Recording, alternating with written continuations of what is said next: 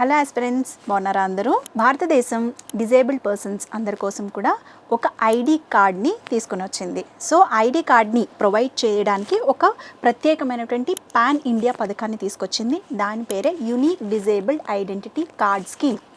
ఈ స్కీమ్ క్రింద భారతదేశంలో ఉండే డిజేబుల్డ్ పర్సన్స్ అందరూ కూడా ఆయా తాలూకాలోని మెడికల్ ఆఫీసర్స్ దగ్గరికి వెళ్తే కనుక అప్లై చేసుకుని వాళ్ళు వీళ్ళకి ఒక డిజేబుల్డ్ సర్టిఫికేట్తో పాటు ఐడెంటిటీ కార్డ్ కూడా ఇవ్వడం జరుగుతుందన్నమాట.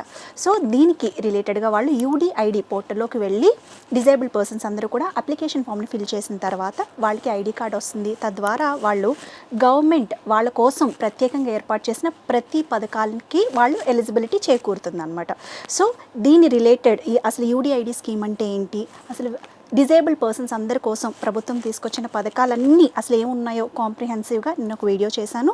సో మీ ఎగ్జామినేషన్స్ కోసం తప్పకుండా చూస్తారు కదా, మర్చిపోకుండా కామెంట్లో మీ యొక్క ఒపీనియన్స్ని కామెంట్ చేయండి, మర్చిపోకండి. Thank you.